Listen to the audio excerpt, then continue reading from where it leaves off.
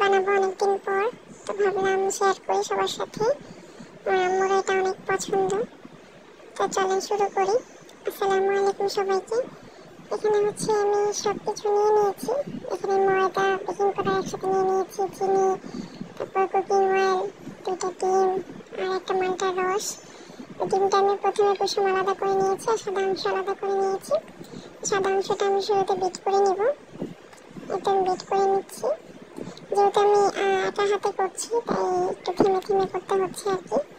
ভিডিওটা ভালো মতো নিতে পারিনি, তো আশা করি সব বুঝে নেবেন।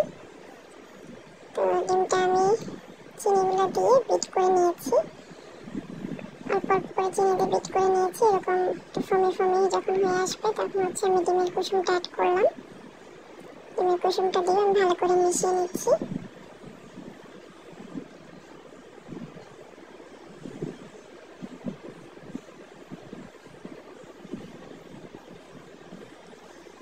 এরপর আমি কুকিং অয়েল 1/3 কাপের মতো আমি রান্নার তেল, সাদা তেল যেটা, সেটা দিয়েছি। সেটা দিয়ে আমি ভালো করে মিশিয়ে নিচ্ছি।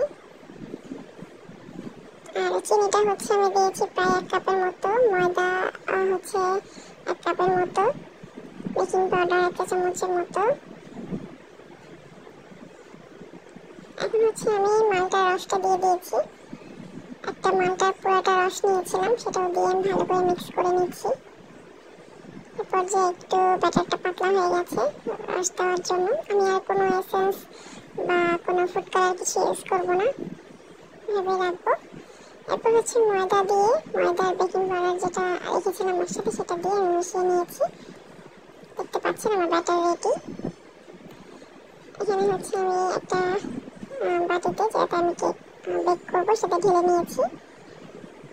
আর ওভেনে আমি প্রিহিট করে নিয়েছিলাম আগে। এখন ওভেনে আমি দিয়ে দিলাম 180-তে। প্রথমে 30 মিনিটের মতো দিয়েছি। তারপরে চেক করে দেখতে হবে। আসলে আমার পরে আরও 20 মিনিটের মতো লেগেছে, মানে টোটাল আমার 50 মিনিটের মতো লেগেছিল।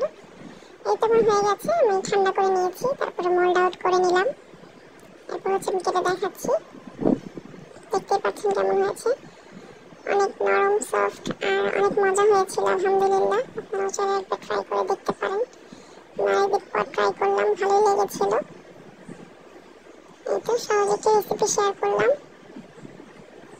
তার কেমন লাগলো জানাবেন। আমার চ্যানেলের পাশে থাকবেন। আল্লাহ হাফেজ।